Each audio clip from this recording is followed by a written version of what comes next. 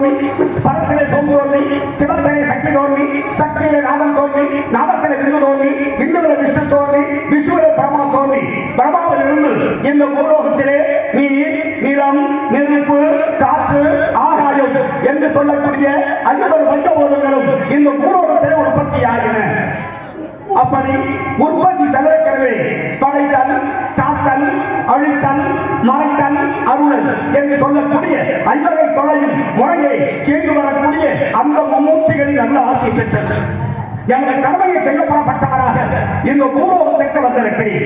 இந்த பூலோகத்துடைய நன்மைக்காக நால்வாயான தேவர்கள், பசுக்கள், திவாகரர், உருச்சிரர், மருத்துவர், சித்தர், சாரணர், நாரணர், பைசாசர், கிண்ணர், கிம்புருடர், பூதர், கருடர், உரர், சுரர், தைத்திரியர், ஆகாசவாசிகள், போக பூமியர், போற்றொருடர், சனகர், சனந்தனர், பவானி, அக்கினி, சூரியன், ததுசி, வசிஷ்டர் என்று சொல்லக்கூடிய 5 பேர்களும் ஒன்று கூடி கட்டளையிலே வீற்றிருக்கக்கூடிய சிறு ஞான தொடர் நாயகரான அந்த சிவபெருமானை பார்த்து தோத்திரம் செய்து லோக நாயகா சிவனை சிவபெருமானை இந்த உலகம் ஆதியையும் அந்தத்தையும் முதலையும் முடிவையும் இகம் பரம் அகம் புறம் என்று சொல்லக்கூடிய அனைத்தையும் உணர்ந்து கொண்ட தாங்கள் தான் இந்த பூலோகம் ஏதாவது ஒரு நல்ல வழியை சொல்ல வேண்டும் என்று கேட்டார்கள்.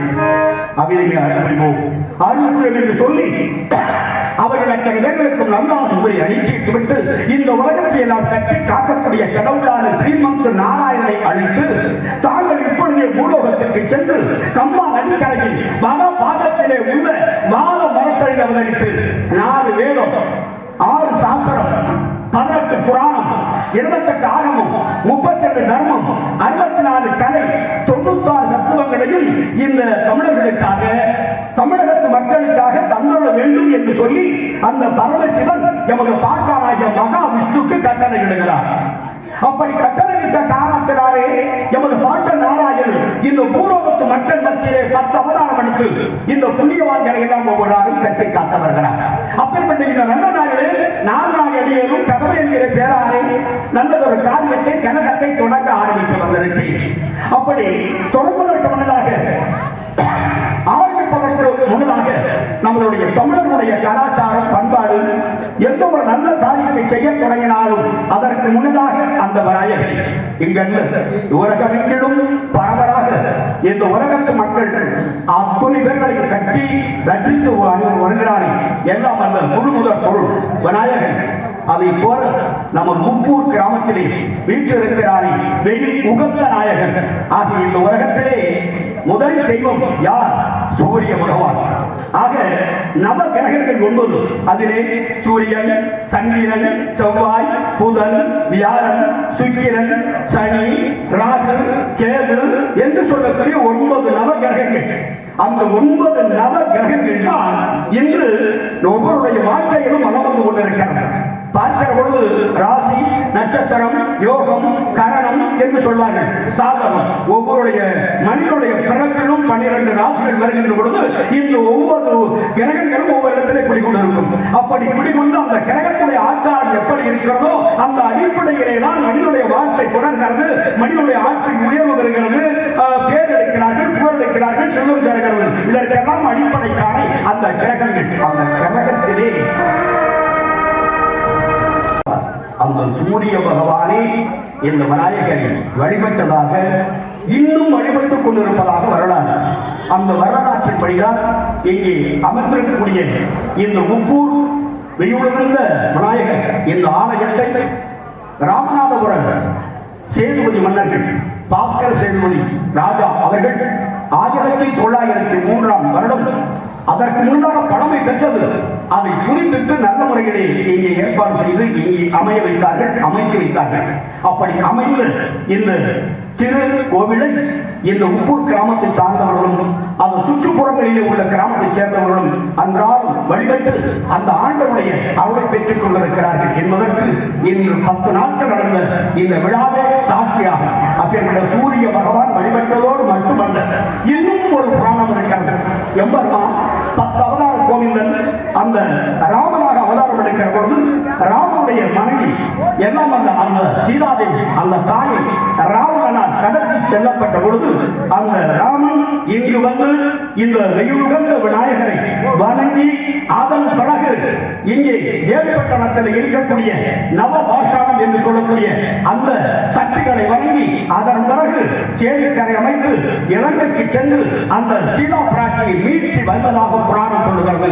ஆக ராமனாலும் சூரிய பகவானாலும் வழிபடப்பட்டு இங்கே வாழ்ந்து கொண்டிருக்கக்கூடிய நம்ம எல்லாம் வாழ வைத்துக் கொண்டிருக்கக்கூடிய அந்த முப்பூர் கிராமத்திலே குடிகொண்டிருக்கக்கூடிய வெயில் உகந்த பிள்ளையார் அந்த விநாயகருடைய திருத்தலத்தை இருப்பதிலே வெறும் பாக்கியம் அடைகிறோம். நாங்கள் எல்லாம் கொடுத்து வைத்தவர்கள் இந்த விநாயகர் சதுர்த்தி நல்ல நாளிலே நன்றியா அப்பேற்பட்ட இந்த நல்ல நாளிலே உங்களது வாய்ப்புக்காக உங்களுக்கு வாய்ப்பு கொடுத்து நாங்கள் வருகிற பொழுது உள்ளே தரிசனம் பார்க்கிறோம். அங்கே வெளி இந்த விநாயகர் கோவில வேற எந்த ஊர்லையும் இவ்வளவு பெருமையா பார்க்க முடியாது.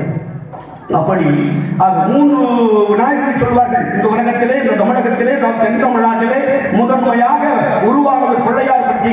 ஆக அந்த மலையிலே உருவாக்கப்பட்டது. அதுவும் ஒரு வரலாறு. அதை போல எல்லாம் விபீஷணனால் கொண்டு சேர்க்கப்பட்டது உச்சி பிள்ளையார் கோவில். அந்த உச்சி பிள்ளையார் கோயில் அடுத்தபடியாக அதற்கு முன்னதாக பிள்ளையார் பற்றி கோவில், அதற்கபடியாக நமது முப்பூர் பிள்ளையார் வெயிலுகந்த உலகமெங்கிலும் பிரசித்தி பெற்றது.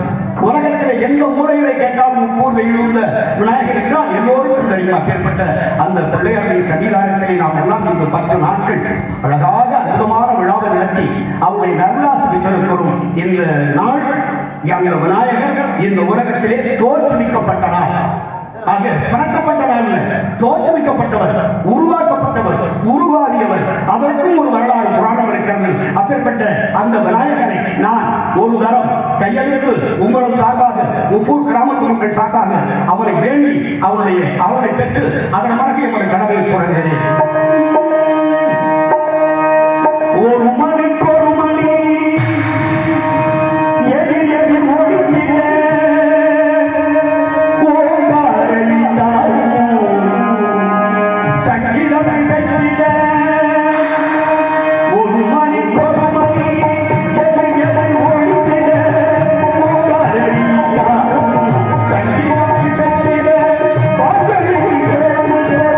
ராமை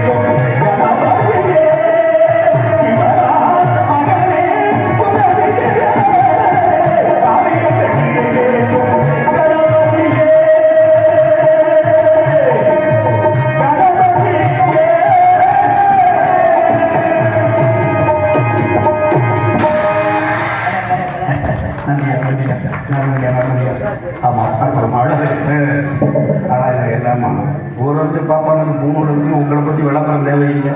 ஆமா அழகா அற்புதமா படிக்கிறாங்க. ஆமா நல்லா உங்களை வந்து நம்ம மொழிகள் இருக்கிற சந்திக்கிறதுல அழகாக பண்ணியிருக்காங்க. நிறையா நாடகக்காரர்களுக்கும் கிராமக்காரர்களுக்கும் ஒத்துழைப்போடு பணிபுரியக்கூடிய ஆர்எஸ் ஒளிவைத்தார்கள். அவருடைய நான் உரிமையாளர் அதில் பணிபுரியக்கூடிய அத்தனை பேரும் வாழ்க வளர்க என்று சொல்லி நீண்ட இடைவேளைக்கு அப்புறம் நான் சொல்வதை போல வந்திருக்கிறீங்க. கனி வந்திருக்கிறோம். இப்படி வந்திருந்தால் இந்த நல்ல நாளில் எங்களுக்கு வாய்ப்பை அந்த விநாயகன் கொடுத்திருக்கிறார். அந்த விநாயகனுடைய சதுர்த்தி இதுல என்ன விஷயம் இருக்கு? இதை ஏன் நம்ம பண்றோம்? சாமி எல்லாருக்கும் போடுறோம், தேக்க உடைக்கிறோம், சூடத்தை காட்டினா சாமி கும்பிடுறோம், வந்துடுறோம். ஆனா இந்த நாள்ல இதுக்கு என்ன விசேஷம்? ஏன் அப்படி பண்ணாங்க அப்படின்னா இதுக்கு புராண வரலாறு என்ன சொல்றாங்கன்னா, ஒரு நாள் என்ன பண்றாரு, கைடேஜி இல்ல சிவபெருமான் பார்வதியோட வீட்டு இருக்கிறாங்க. அப்படி இருக்கிற பொழுது சந்திரன், சூரியன் சந்திரன் சொல்ற முடியா, சந்திரங்கிறது அழகானவை சொல்ற மாதிரி முழு மதி மாதிரி ஒரு ஆளை பார்த்த உடனே சந்திர மாதிரி அழகா அற்புதமா இருக்கிற அப்படின்னு சொல்ற முடியா. அப்ப அழகுக்கு யாரும் சொல்லுவாங்கன்னா சந்திரன் தான் சொல்லுவாங்க. ஆமா நான் எம்ஜி ராமச்சந்திரன் சொல்றேன், நிலவை சொல்றேன். அவர் அதுவும் அவருக்கு பேர் வச்சதுனால அந்த பொருத்தம் வந்து நம்ம சொல்ல முடியாது. சந்திரனை சந்திரன் பேர் வச்சதுனால அழகா இருக்கணும். ஆமா அவங்க பேர் பெரிய வலிமை இருக்கிறது. ஆக அந்த வழியில் சந்திரன் அழகா இருக்கிறார். அப்ப எல்லாருக்கும் ஒரு காரியம் தேவையா என்ன பண்றாரு, கைலை மலைக்கு பரமேஸ்வரமும் பார்வதி வீட்டு இருக்கிற பொழுது 2 பேரும் அங்க போறாரு. போற பொழுது இந்த பிள்ளையார் நம்ம விநாயகர் என்ன பண்ணாங்க, அவரை தோற்கடிக்கிறதுக்கு ஒரு காரணம் இருக்கு, அதையும் சொல்றேன். அப்ப பிள்ளையார் தோன்றிட்டாரு. அங்க கைலை மலையில சின்ன குழந்தை மாதிரி விளையாடிட்டு இருக்காரு. அப்படி விளையாடி இருக்கிறது அவர் தோற்றத்தை பாரு யாருக்கும் சிரிப்பு வரும். ஏன்னு கேட்டா முகம்ல அப்படி யானை முகம், வயிறு தண்ணி, காடு ஒரு மாதிரி சொப்பக்காடு மாதிரி அந்த முகத்தை பார்த்த உடனே சந்திரன் சிரிச்சுட்டாரு. இப்படி சிரிச்சத அவர் பார்த்துட்டாரு. ஒரு விஷயம் தெரிஞ்சுக்கீங்க, அழகா இருக்கிற ஆளுகிட்ட அறிவு குறைவா இருக்கும். ஆமா இந்த அசிங்கமா இருக்கிற பாருங்க, அவன்கிட்ட அறிவு நிறைய இருக்கு. அவன் என்ன பண்ண எப்போதுமே பிச்சு கூர்மையா இருக்கும். அந்த கடவுள் அதை கொடுக்கணும், இதை கொடுத்துருப்பாரு, இதை கொடுக்காட்டா அதை கொடுத்துருப்பாரு. எல்லாத்துக்கும் எல்லா மனுஷனுக்கும் எல்லாத்தையும் நிறைய கொடுக்க மாட்டாரு.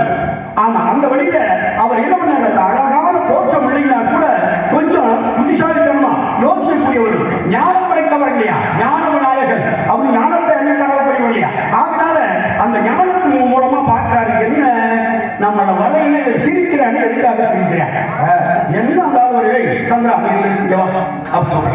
அப்ப வர்றாரு சந்திரன் வர்றாரு. விநாயகருக்கு மாதிரி வாழ்த்துக்கள் வணக்கம் எல்லாம் தம்பி நீங்க கூப்பிடுறீங்க, என்னை பார்த்து சிரிச்சியா இல்லையா இவர் கேட்கிறாரு. உங்களை பார்த்து சிரிச்சுடுங்க, நான் யதார்த்தமா சிரிச்சுட்டு உடலை சொல்லுங்கிறாரு. அப்ப அவர் கேட்கிறாரு, நீ ரொம்ப அழகா இருக்கிறேன், நான் அசிங்கமா இருக்கிறேன், அதனால என்னை பார்த்த உடனே உனக்கு சிரிப்பு வருது. சிரிக்கிறேன் நீ அழகா இருக்கிற ஆணவத்துல தானே நீ சிரிச்ச, இனிமே உன் அழகு கொஞ்சம் கொஞ்சமாக குறைய கடவுது. சாபத்தை பொறுத்தவரை கையால நடுங்கி போச்சு. இங்க இருந்து ஓடுறாரு, யாரு சிவபெருமான் ஓடுறாரு, குறைய ஆரம்பிச்சு. சாபம் கொடுத்தாராலையோ அந்த அழகுடைய தன்மை கொஞ்சம் கொஞ்சமா குறைய ஆரம்பிச்சது. குறைய ஆரம்பிச்சு அப்படி கொஞ்சம் கொஞ்சமா குறைஞ்சு போயிருக்கேன். போய் சாஸ்தாங்க வழிபட்டு காவல விழுகிறாரு. ஐயா கணபதி ஈஸ்வரா விஸ்வநாதா வேற வழி இல்லை, நான் அப்படி வந்துகிட்டு இருந்தேன். கணபதி வழியில இருந்தாரு, அவரை பார்த்து நான் செஞ்சது தப்புச்சேன், சிரிச்சுட்டேன், அதுக்காக எனக்கு இவ்வளவு பெரிய தண்டனையா, என்னை மன்னித்து அவரும் ஏற்றுக்கொள்ளுங்கன்னு கேட்கிறார். கேட்ட உடனே அப்பதான் சொன்னாரு, கணேசன் வா அப்படின்னு சொல்லிட்டு கணபதி கூப்பிடாரு. கணபதி வா, சின்ன கூட கணபதி செய்கிறாரு. அந்த சந்திரனுக்கு இந்த உலகத்துக்கு வேணும், அது இல்லாம நம்ம மனுஷர்கள் வாழ முடியாது. மனுஷங்கள் வாழ்க்கைக்கு சந்திரன் தேவை. அதனால அவனை ஒட்டுமொத்தமா அழிக்க முடியாது. அதனால மாற்று வழி ஏதாவது சொல்ற பொழுது அப்பதான் சந்திரன் சொல்றாரு, 15 நாள் வளரணும், 15 நாள் கேட்கணும். ஆனா இப்ப யாரு வேணாலும் பார்க்கணும், வருஷத்துல ஒரே ஒரு நாள் இந்த சந்திரனை எவரும் பார்க்க கூடாது. அப்படி பார்த்தா அவனுக்கு தோஷம் அப்படின்னா அது என்ன நாள்? அதுதான் ஆவணி மாதம் வளர்வரை 4ஆம் அந்த திதி. அந்த திதியில அதான் சதுர்த்தி அப்படிங்கிற திதி. அந்த 4ஆம் பிறைய எதை பார்க்கிறானோ அவனுக்கு தோஷம் முடிக்கும். சரி, பார்க்காம இருக்க முடியுமா? நிலவை யாரும் பார்க்காம இருக்க முடியுமா? அப்ப பார்த்துட்டு நீ வாங்க அதுக்கிட்ட அப்படி மீறி யாராவது பார்த்துட்டா அந்த தோஷம் எல்லாரும் பார்த்துருவீங்க. நீங்க பார்த்தாதான் சந்திரன் உங்களை பார்ப்பாரு. எப்படியோ நமக்கு தோஷம் அந்த தோஷ நிவர்த்திக்காக விநாயகர் சதுர்த்தி அப்படிங்கிற ஒரு விழாவை உருவாக்கி அந்த விழா அன்றைக்கு 10 நாள் கொண்டாடி அந்த விநாயகர் சதுர்த்தி அன்றைக்கு 4ஆம் நாள் இப்படி பிள்ளையாருக்கு அபிஷேக ஆராதனை பண்ணி அவர் வேண்டிக்கிட்டோம்னா சந்திரனால் பிடிக்கப்பட்ட தோஷமானது நம்ம விட்டு விலகும் அப்படிங்கிற காரணத்தினால விநாயகர் சதுர்த்தி நாம எல்லாம் கொண்டாடுகிறோம். அது ஒரு காரணம். இவர் எப்படி உண்டானாரு அப்படிங்கிறது நீங்க எல்லாம் நிறைய படிச்சிருக்கீங்க, நிறைய தெரிஞ்சவங்க, இதில் விட பிராணம் படிச்சவங்க, இதிகாசங்கள் தெரிஞ்சவங்க, வேதங்களை தெரிஞ்சிருக்கவங்க எல்லாரும் கிராமங்கள் இருக்கிறீங்க.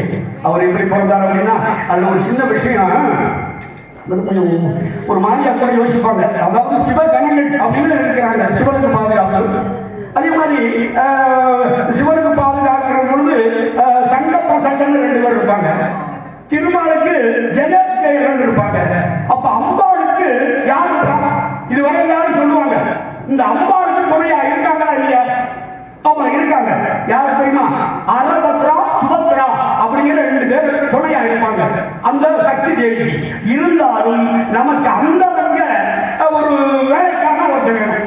எப்படி சிவபெருமானுக்கு நந்தி பகவான் இருக்கிறாரோ அது மாதிரி நமக்கு ஒண்ணு வேணும். நினைக்கிறாங்க இன்னைக்கு சரபர மாப்பிள்ள நம்ம புருஷன் ஒரு மாதிரியா இருந்தா பொண்டாட்டி பங்கு எடுத்துக்கிற நினைக்கிறாரா இல்லையா? நம்ம வீட்டுக்காரங்க அப்படி பெருசா இருக்கிறாரு, அவர் வர்றாரு போறாரு, அவங்க 4 பேர் வர்றாங்க. அப்ப நம்ம 4 பொம்பளைக்குள்ள சேர்ந்துருவோம், நம்ம ஒரு தலைமுறை அப்புறம் அந்த எண்ணம் வருவாங்க. அதே மாதிரி ஆதிபராசக்திக்கு அந்த எண்ணம் வருது.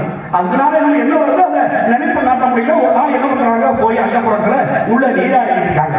அப்ப நந்தி பாபாவை வாசல் வச்சு, ஐயா உள்ள போய் நீராடிக்கிறீங்க அப்படி இந்த நேரத்தில் யாரும் உள்ள வராம நீ கொஞ்சம் பாதுகாப்பா பார்த்துட்டு நந்தி பாபாட்ட ஆதிபராசக்தி சொல்லிட்டு உள்ள போய் நீராடுறாங்க.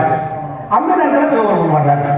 அவர் என்ன பண்றாரு, ஐயப்பா நான் உள்ள போகணும், சக்தியை பார்க்கணும், உள்ள போகணும் சொன்னோடனே அப்ப அவங்க அம்மா அவரு என்ன சொல்றாரு, இல்ல அனுமதி கிடையாது. அவங்க சொன்னா என்னுடைய மனைவியை பார்க்கறது யார் எனக்கு அனுமதிக்கணும் அப்படின்ட்டு நந்தி பாபாவை விடைக்கு சொல்லிட்டு உள்ள போயிட்டாரு. உள்ள போகணும்னு அந்த அம்மா பாக்குறாங்க. வெளியில வந்து பாக்குறாங்க, என்னங்க வெளியில நந்தியை காவல் வச்சிருந்தானே அவர் என்னாச்சு? இல்ல நான் பிரமாண்ட நான் மீறிட்டு வந்துட்டேன் அப்படின்னு சொன்னா அப்ப அவங்கதான் யோசிக்கிறாங்க.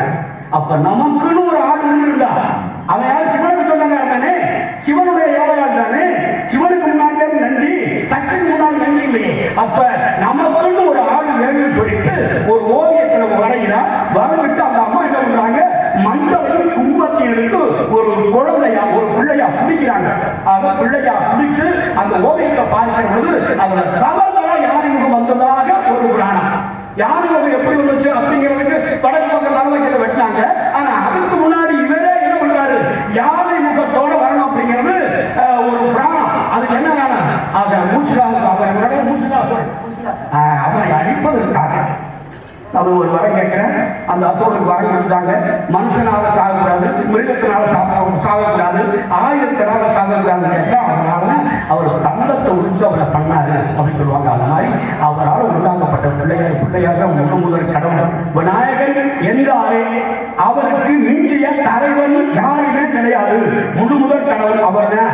அவரை வழிபடுறதுனால இந்த பகுதியை எல்லாரும் சுகபோகமா வாழ்றீங்க அப்படிங்கிற நம்பிக்கையில பார்க்கிற பொழுது ஆக இன்னும் பெருமையாக அருமையாக சொல்ல வேண்டும் என்றால் இந்த உலகத்திலே கட்டி காத்தானே கண்ணன், கிருஷ்ணன், கோபாலன் குறிப்பிட்ட கோவில் அந்த கடவுள் கணபதி ஒரு பக்கம் இருந்தாலும் கூட கண்ணன் தான் காக்கக்கூடிய கடவுள் என்று சொல்வார்கள். அப்பேற்பட்ட கண்ணனது மகத்துவத்தை அருகே பாவ கணவன் பெற்றவனாக இருக்கின்ற காரணத்தினாலே அவரது மகத்துவத்தை சொல்ல வேண்டும் என்றால்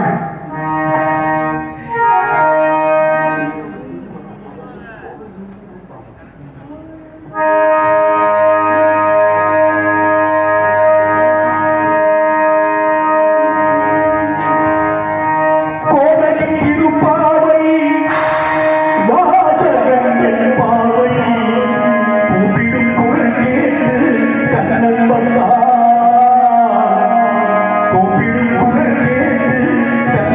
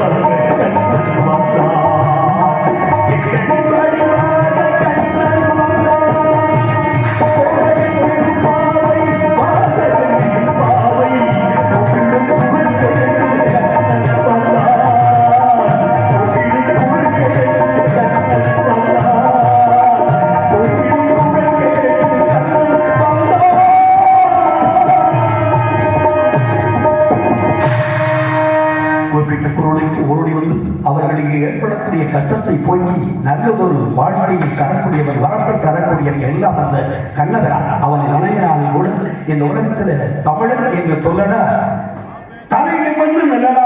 ஏன்னா தமிழ் மாதிரி ஒரு அறிவாளி இந்த உலகத்துல பார்த்துக்க முடியாது. ஏன்னா எல்லாம் விநாயகருக்கு எந்த அளவுக்கு அறிவு புத்தி கூர்மை இருக்கிறதோ அதை போல அவரை வணங்கக்கூடிய அத்தனை பேருக்கும் அறிவு ஈட்டமா தான் இருக்கும், வளமையா இருக்கும், ஒளி வீசும் அந்த அறிவுல.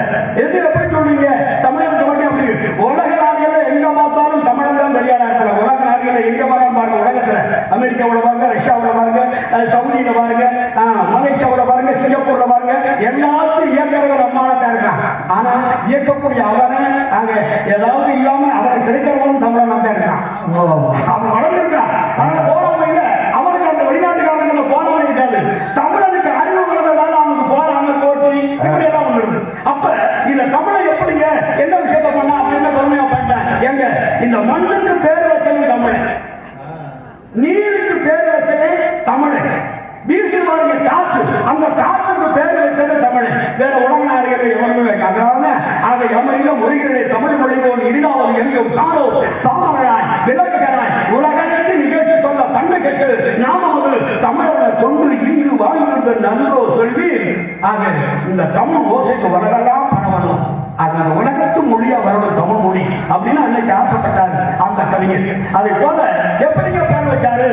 இந்த நிலத்துக்கு பேர் வச்சாங்க. நிலத்தை எப்படி பிரிச்சாரு? 6 வகை நிலமா பிரிச்சாரு. நீங்க உங்களுக்கு எல்லாத்துக்கும் தெரியும், குறிஞ்சி, முல்லை, பாலை, நெய்தல், இப்படி 5 மருதம் அப்படின்னு 5 விதமா பிரிச்சாரு. அப்ப குறிஞ்சி நிலத்துல ஒரு மாதிரி இருக்கும், மருத நிலம் ஒரு மாதிரி இருக்கும், பாலை நிலம் ஒரு மாதிரி இருக்கும். இப்படி இந்த 5 விதமான நிலத்துக்கு பேர் வச்சவன் மனுஷன். அடுத்து நம்ம பேசுறோம் இல்லையா தமிழ், அதுக்கு பேர் வச்சாங்க. இயற் தமிழ், இசை தமிழ், நாடக தமிழ் அப்படின்னு முத்தமிழ் பேர் வச்சாங்க. அடுத்து நம்ம குடிக்கிற தண்ணி, அதுக்கு பேர் வச்சாங்க. நம்ம சொல்லலாம் கடல்ல கலந்தா காட்டுல கடல் நீர், ஆற்றுல கலந்தா ஆற்று நீர், குளத்துல இருந்தா குளத்து நீர், கிணத்துல இருந்தா கிணத்து நீர், பைப்ல எடுத்த பைப் சொல்லுவோம். எங்க அப்படி சொல்றோம், அப்படி சொல்ல முடியும். ஆனா அவங்க எப்படி பேர் வச்சாங்க தெரியுமா? இந்த தண்ணீர 3 விதமா பிரிக்கிறாங்க. 3 விதமா பிரிச்சு ஒரு விருதி இப்ப என்ன பண்றோம், அந்த காலத்துல இப்படி எல்லாம் கிடையாது. குளத்துலயோ அல்லது எங்கேயோ குளம் பிடிக்கிறதுக்கு ஒரு தனியா ஒரு ஊழல் இருக்கும். அந்த தண்ணியை எடுத்துட்டு வந்து அதை பேட்டாவதையை போட்டு தேய்ச்சிட்டா நம்ம தண்ணி குடிக்கிறது பழக்கம். அப்ப இந்த தண்ணியை போய் பொம்பளைங்க முந்து எடுக்கிட்ட இப்படி என்ன பண்ணுவாங்க, குடத்தை வச்சு அப்படி தட்டுவாங்க, அளப்புவாங்க, இப்படி கீழே தள்ளுவாங்க, இல்லைன்னா வடிகட்டுவாங்க. அப்படி வடிகட்டுறதோட முதல்ல தண்ணிக்கு அப்புறம் தான் வடிகட்டி பார்ப்பாங்க. எதுக்கு? அந்த மேல கிடக்கிற தண்ணிக்கு பூத நீர்னு பேர் வச்சாங்க. பூதம்னா என்னன்னு கேட்டா வனத்தில் வன தேவதைகள் சொல்லுவாங்க. காட்டுக்குள்ள வன தேவதைகள். ஆமா, தெய்வம்னு காட்டுக்குள்ள தெய்வம் இருக்கிற மாதிரி வன தேவதைகள் இருக்கும். அந்த தேவதைகள் அது அடங்குமா? அது மட்டும் இல்ல, அந்த பூதம் அப்படிங்கிறது உயர்நிலை அக்கிரவின்னு சொல்றோம். அந்த அக்கிரவின்னு சொல்லக்கூடிய ஆடு, மாடு, சிங்கம், புலி, கரடி எல்லா விலங்குகளும் அதை வந்து குடிக்கும். அந்த நீர் நமக்கு உதவாது. மேல இருக்கிறது பூத நீர். அடுத்தபடியா 2வது இருக்கிற அமுத நீர், அதை நீ சாப்பிடு. அதுக்கு என்ன பேர் வச்சா? அமுத நீர் அப்படிங்கிறாங்க. அதை நீ குடி அப்படிங்கிறாங்க. அடுத்து ரொம்ப கீழே அது என்ன தெரியுமா? நச்சு நீர். ஆக நச்சு நீரை விட்டு பூத நீரை விட்டு அமுத நீரை எடுத்து நீ சாப்பிடு அப்படின்னு அன்னைக்கு தெரிஞ்சோ தெரியாமலோ அது தமிழருடைய கலாச்சாரத்தின்படி தமிழ் அறிவாளிகள் ஆக இதை சொல்லி வச்சாங்க. அடுத்தபடியா காற்றுக்கு எப்படி பேர் வைக்கிறாங்க? அப்ப காற்று ஆடில காற்று ஆடி காற்று, ஆடி காற்று அடிக்கிறதுன்னு சொல்லுவோம். ஆனா அது ஒரு மொத்தமான பெயர். இப்ப 4 திசை இருக்கு, கிழக்கு, மேற்கு, வடக்கு, தெற்கு. இது ஒவ்வொரு நேரத்திலையும் 3 மாதம் வகையில் இருந்து காத்தடிக்கும். பருவ காத்து கிழக்கு 3 மாசம், மேற்கு 3 மாசம், வடக்கு 3 மாசம், தெற்கு 3 மாசம், இப்படி 12 மாசம். அப்ப இப்ப கிழக்கு இருந்து காத்து வீசினா அந்த காத்துக்கு பேரு கொண்டல் அப்படிங்கிறது. மேற்கிருந்து காத்து வீசினா அதுக்கு பேரு கோடை.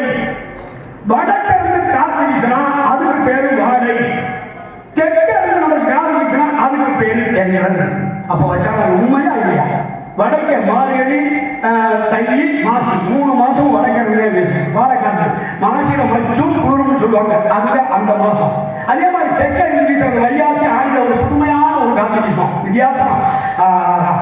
அது ஒரு சுகம் இல்லையா? அதுதான் தென்றல் காற்று. அப்ப காற்றுக்கும் பேர் வச்ச மனுஷன் அதுக்குதான் சொன்னா நட்ட கல்லை தெய்வம் என்று 4 புஷ்பம் சாட்சியை சுற்றி வந்து முனமுனவென்று சொல்லு மந்தரம் ஏதடா நட்ட கல்லும் பேசுவோம் நாளும் உள்ளிருக்கையில் சுட்ட சக்தி சத்துவம் கரிச்சுவை அறியாது. அதான் மனுஷனுடைய உடம்புக்குள்ள உச்சியிலிருந்து உள்ளங்கால் வர தெய்வம் இருக்கு. எந்த இடத்திலும் தெய்வம் இல்லாத கடவுளே கிடையாது. உச்சியிலிருந்து அது மாதிரி அத்தியிலே மனம் உச்சியிலே நடுமத்தியிலே நெத்தியிலே சதாசிவம் ஆழத்திலே வரும் காலத்திலே அனுகூலத்திலே மூலத்திலே பிரபலம் விட்டம் பிடிக்கிறான் அப்படின்னாங்க. அந்த வழியில இப்படி உச்சியிலிருந்து உள்ளங்கால் வர மனிதனுடைய உடம்புக்குள்ள தெய்வங்கள் குடிக்கொண்டு இருக்கிறோம் இல்லையா? அப்ப நம்ம உடம்புக்குள்ள தெய்வம் இருக்கு அப்படின்னா நம்ம எப்படி இருக்கணும்? தெய்வத்துல பாதியாவது இருக்க வேணாமா? அப்படி தெய்வத்துல பாதி இருந்தாக்கான மனுஷன் ஏன் பேர் வச்சேன்? மனசோடு ஒண்ணு இருக்கனால மனுஷன் பேரு. மனசாட்சியே நான் மனுஷன் வாழ்க்கை வாழ்க்கையா ஒண்ணு நீ நல்லா நினைச்சு பாருங்க. நான் அனுபவத்தில் நீங்களே எனக்கு இருந்தாலும் ஒரு 30 வருஷம் நாடக காலத்தில் இருக்கிறேன். உங்களை எல்லாம் சந்திச்சிருக்கிறேன். நீங்க என்னுடைய அனுபவத்தில் பார்க்கிற பொழுது நம்ம செய்யற தவற மனசாட்சி கண்டிப்பா சொல்லி காட்டுங்க. தவறு செய்யாத. குடிக்கிறியா? குடிக்காத. நீ செய்யறது பொய் சொல்லாத. நீ செய்யறது திருட்டு செய்யாத. நீ அடுத்தவங்களுக்கு இடைஞ்சல் பண்ற செய்யாத சொல்லும். அதையும் மீறி மனசை செய்யறத வழக்கு கோர்ட்டு நீதிமன்றம் காவல் நிலையம் இதுல என்ன இருக்கு? எந்த சந்தோஷமும் கிடையாது. மனுஷன் வாழ்றது கொஞ்ச நாள் 100 வயசு சொன்ன முடியலையே. மனுஷன் வாழ முடியலையே. 70 வயசு 80ஓட மனிதனுடைய ஆயுள் காலம் முடியுது. அந்த 80-70 வயசுக்குள்ள ஏதோ நம்மளால முடிஞ்ச நல்லதை செய்வோம். முடியலையா? பிரச்சனை இல்லாம ஒதுங்கிறது நல்லது அப்படிங்கிற காரணா உள்ள பெண் கோவில் ஊடும் ஆலயம் தென்னத்தெளிகிறார்கள் சிவனை சிவனிடம் என்று சொன்னார்களே. அப்படி உங்களை எல்லாம் பார்க்கிற பொழுது உள்ளத்தில் நல்ல உள்ள முரண்டாது என்று என்ன சொல்ல போற்றி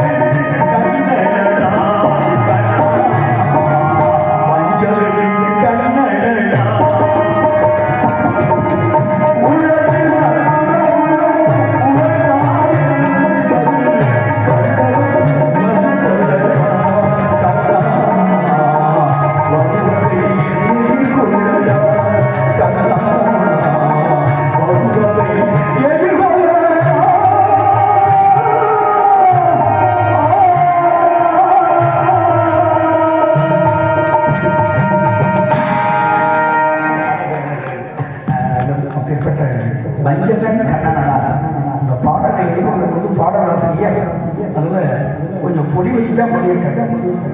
அது என்ன அப்படின்னா வஞ்சகம் கண்ணன், கடவுளுங்கிறது கண்ணே. அப்பேற்பட்ட அவர்கிட்ட வஞ்சகமா எப்படி இருக்க முடியும்? வஞ்சகமும் சூது மனுஷன் இருக்கிறான். ஆனா மனுஷன்கிட்ட வஞ்சகம் இருந்துச்சா? இருக்கு. ஆனா கடவுளாகிய கண்ணன்கிட்ட எப்ப வஞ்சகம் இருக்கு? மகாபாரத போர் பாடல்கள் பேசுகிறார். அப்படி அப்ப அவர் எப்ப வஞ்சகம் பண்றாரு? 18 நாள் மகாபாரத யுத்தம், 17வது நாள் யுத்தம் நடந்துகிட்டு இருக்கு. அந்த யுத்த காலத்துல யார் பண்றா? அங்கிட்டு கௌரவர்கள், எங்கிட்டு பாண்டவர்கள். பாண்டவர்களுக்கு அர்ஜுனன், கர்ணன், நகுலன், சகாதேவன், நீதி 5 பேரு, அங்க 100 பேர் விஸ்வாசன், கர்ணன், பெரிய பெரிய வீரர்கள் துரியோதனத்தை கேட்கிறாங்க. அப்ப கர்ணனுக்கு கேள்வி சண்டையை, அர்ஜுனனுக்கு கேள்வி கிருஷ்ணன் பரமாத்மா ஒரு கண்ணை ஓடிட்டு இருக்காரு. அப்ப 2 பக்கத்துல வந்து போர் நடக்குது, கடுமையான போர். அப்ப இவர் என்ன பண்றாரு? அர்ஜுனன் பானத்தை போடுறாரு. போட்டு அது நிறைய நாங்காஸ்திரம் தண்ணி சொன்னேன், அதே நெஞ்சுக்கு குறிவிடான்னு சொன்னேன். அது கண்ணன் என்ன பண்றேன்? ராமபத்திரம் இல்லை, நான் தலைக்கிட்டே அப்பா சொன்னேன். அது நெஞ்சில வச்சிருந்தா கொண்டிருக்கலாம், தலைக்கு வச்சேன். அது கண்ணை காவலாம் சக்கரம் அடிச்சத போச்சு, தலைக்கு வந்து தலைப்பாக போச்சு. அது ஒரு விஷயம். ஆக அதற்கெல்லாம் வந்து என்ன பண்றேன்? அப்ப பானத்தை போட்டுக்கிட்டே இருக்காரு. யாரு? கண்ணன் உயிர் போகல. அப்ப அர்ஜுனன் சொல்றாரு, கண்ணா என்ன சொல்ற? நானும் போட்டுக்கிட்டே இருக்கிறேன், கண்ணன் சாமான் உன்னால கொல்ல முடியாது. செத்தப்பட யாரு சொல்றாரு? கண்ணனை உன்னால கொல்ல முடியாது. என்ன விஷயம்? அதை செஞ்ச தர்மம் தலை காக்க பொருள். அதை தர்மம் தலை காக்குமா? கலக்கணும். கலந்துச்சு. அப்ப இதை போடுற அன்பெல்லாம் என்ன ஆகுது? தர்மம் தவிர அதை மாற்றி மாற்றி மாலையாவை கழுத்துல போய் போய்கிட்டே இருக்கு. இதை பார்த்தா கண்ணை சற்று ஒரு அப்படின்ட்டு அர்ஜுனோட பானத்தை போடாம நிறுத்தி வச்சுட்டு அங்க இருந்து 7 அந்தனரா, ஒரு 7 பிராமணரா, கண்ணாடி எங்க இருக்கிற? கண்ணாடி எங்கடா இருக்கிற? கண்ணாடி எங்க இருக்கிற அப்படின்னு பாசாங்க பண்ணி நடிச்சுட்டு வர்றாரு. அப்படி வர்ற பொழுது இந்த ஆளு நிலம் குறைஞ்சிட்டாரு. மாரோட அம்பு வாங்கி குருதி ரத்தம் கொட்டிருச்சு. உடம்புல அந்த ரத்தம்லாம் வீணா போயிருச்சு, உயிர் மட்டும்தான் இருக்கு. அந்த நிலைமையிலையும் கர்ணாடி எங்க இருக்கிற? கர்ணாடி எங்க இருக்கிறான்னு கேட்ட உடனே தன்னை சுதாரிச்சுட்டு தன்னை ஒருநிலைப்படுத்தி, ஐயா இந்த போர்க்களத்துக்கு என்ன தேடி வரேன், நீங்க யாரு? உங்களுக்கு என்ன வேணும்? அவன் கேட்ட கேள்வி, உங்களுக்கு என்ன வேணும்? அப்ப கொடுத்து பழக்கப்பட்டது இல்லையா? அப்ப நம்மளை தேடி ஒருத்தர் வர்றாங்கன்னா ஏதோ யாசனை கேட்டுட்டா வந்தான் அப்படி பெரிய மனுஷன் அந்த நோக்கத்தை புரிஞ்சுக்குவாங்க இல்லையா? அப்ப அதே மாதிரி எங்க வர்ற? அதுக்கு இந்த எத்தனையோ பேர் இருந்தாங்க. துரியோதனன் கொடுக்கல, கர்ணன் கொடுக்கல, தீபம் கொடுக்கல, அர்ஜுனன் கொடுக்கல, நகுலன் கொடுக்கல, சகாதேவன் கொடுக்கல, துரியோதனன் கொடுக்கல, கர்ணன் மட்டும் கொடுத்தானே. அவன் யாரோட பிள்ளை மாப்பிள்ள உங்களுக்கு தெரியுமே? சூரியனோட பகவான் சூரியனுடைய குழந்தை இல்லையா? சூரியன் யாருமா எதிர்பார்க்கிறாரு? காலையில வர்றாரு, மாலையில மறைகிறாரு, திரும்ப வந்துடுறாரு. அவருடைய வேலையை சரியா செஞ்சுக்கிட்டு இருக்காரு இல்லையா? அப்ப சூரியன் கொடுக்கறதுனால சூரியனுக்கு பிறந்ததுனால அந்த குணம், அதுதான் அந்த புத்தி, அந்த பாரம்பரியம் அதுல வந்துடும். கொடுத்து பழக்கப்பட்ட பாரம்பரியத்துல பிறந்தா அந்த உடம்புல அந்த ஊரியம் கொடுக்கிற மனசு வச்சுரும். அப்ப அதே மாதிரி சூரியனுடைய பிள்ளைங்கிறதுனால காரணம் என்ன பண்ற? உங்களுக்கு என்ன வேணும்னு கேட்டாங்க.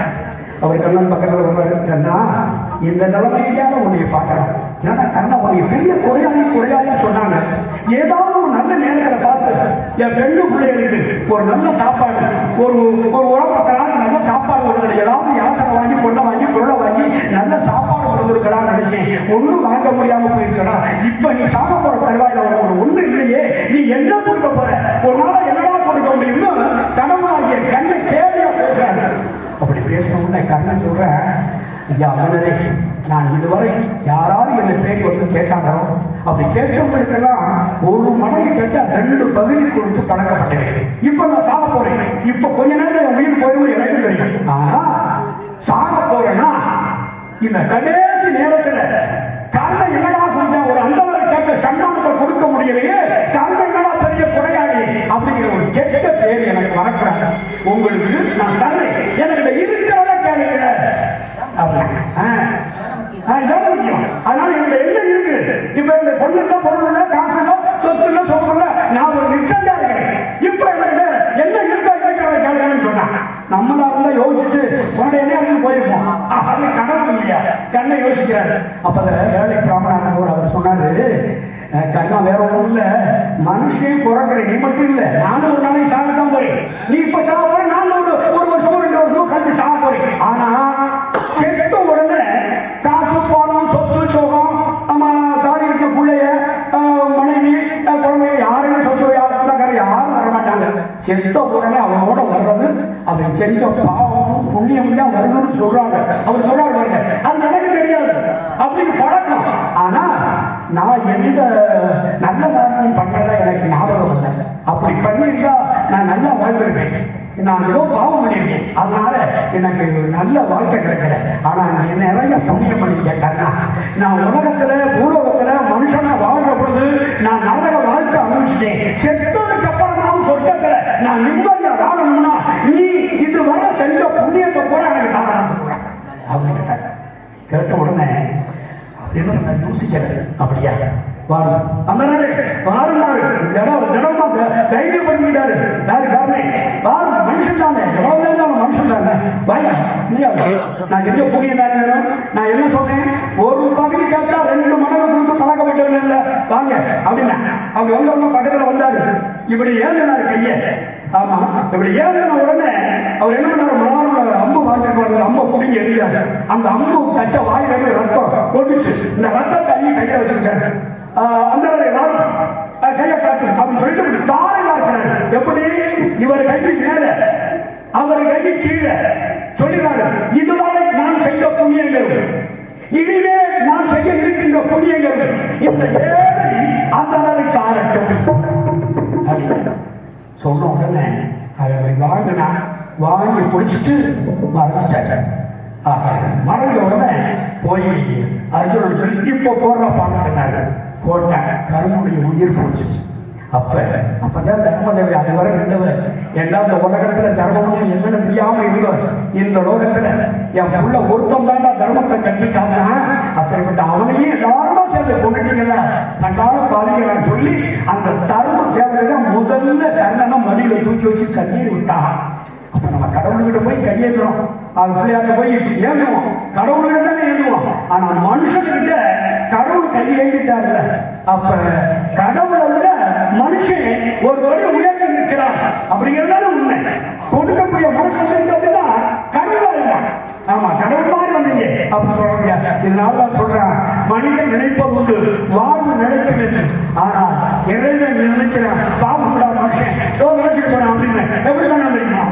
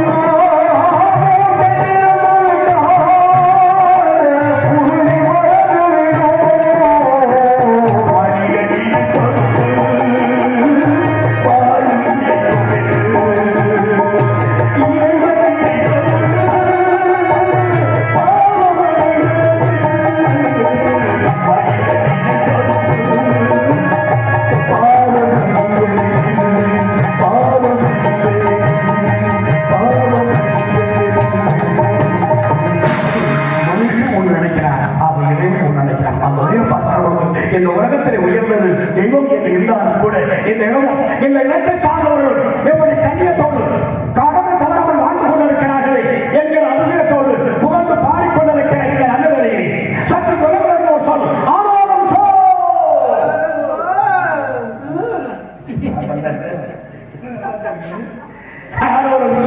ஆனாலும் என்ற அந்த சொல்லுக்குள்ளே முறைகளுக்கு சொந்தமான பணம் நிறத்தை அனுபவம் சொல்லி ஒரு பெண்மணியாக கண்மணி பாதைகளை வெட்டிக் கொண்டிருக்கிறார் போல தெரிகிறது.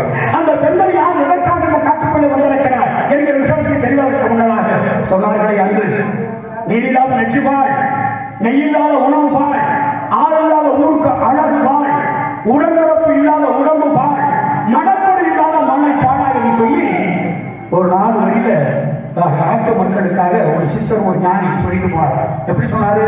நீர் இல்லாத நெற்றிப்பாடு அப்படின்றார். ஆக நாம என்ன பண்றோம்? காலையில எடுத்துட்டோம்னா ஆற்றுலையோ குளத்திலேயோ எங்கே தண்ணி கிடைக்கிறோம் அங்கே குடிக்கிறோம். குடிச்சோம்னா திடீர்னு எடுத்து இப்படி சின்முத்திரை இப்படி நெற்றில சிவாய நவரண்டு சித்து இருப்போருக்கு அபாயம் ஒரு நாள் இல்லை ஐயனே அப்படின்னு பூசணமா. அப்படி பூசல அப்படின்னா அந்த பாழாத நெற்றி அப்படின்னாங்க. அதைத்தான் நீர் இல்லாத நெற்றிப்பாடு அப்படின்றாங்க.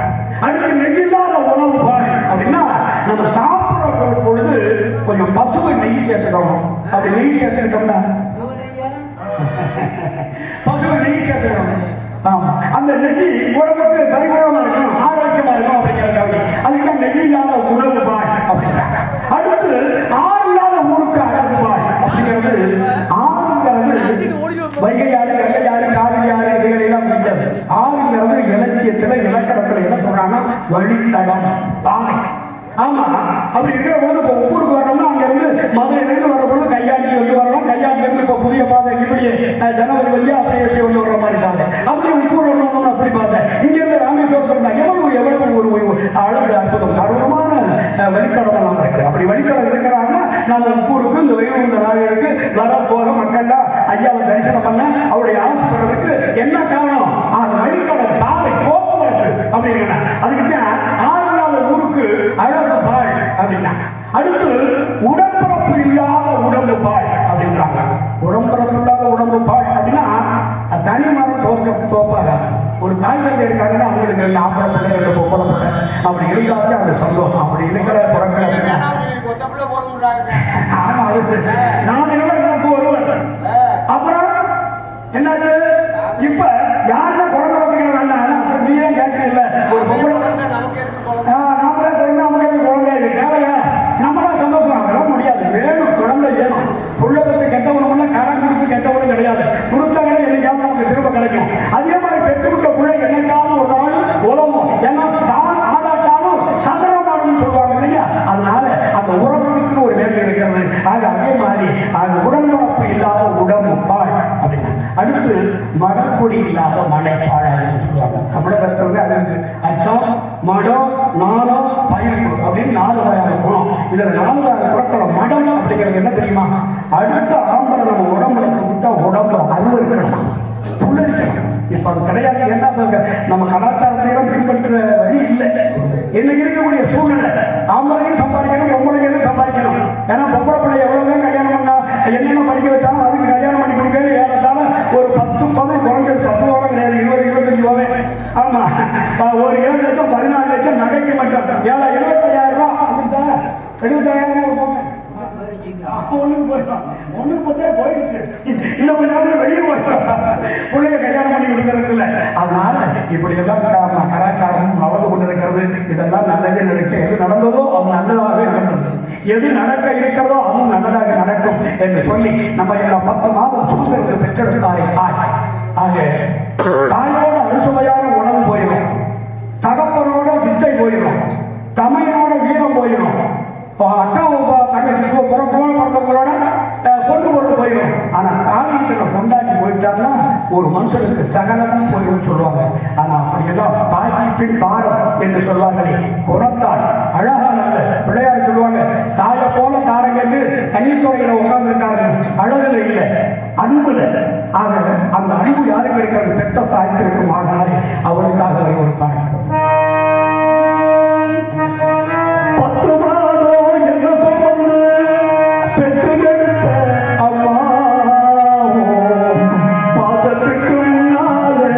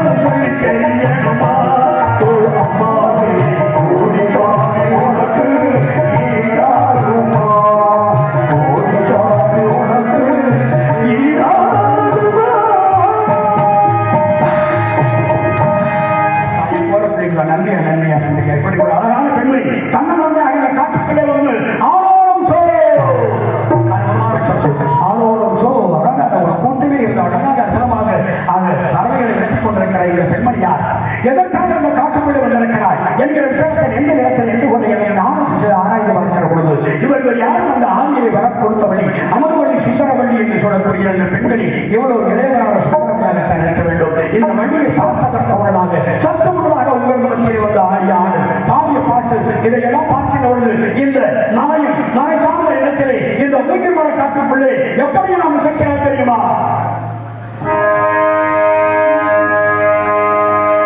மூங்கில் மர காட்டிலே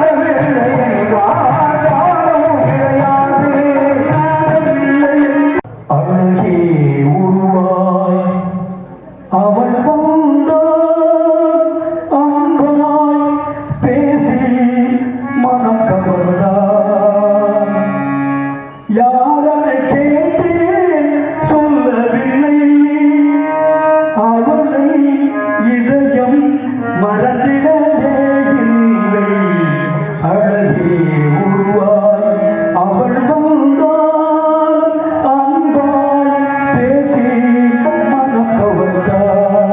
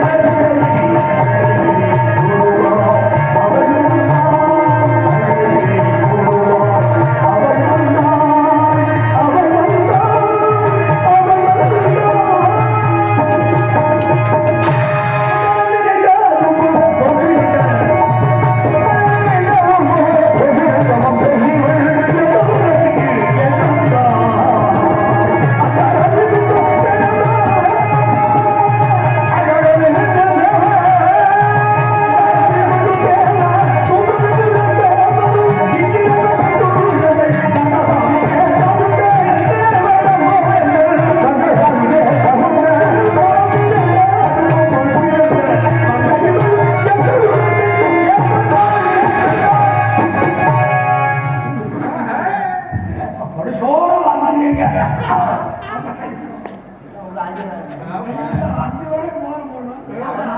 எங்கேயோ கேட்ட மாதிரி இருக்கு. அப்படின்னு சொல்லி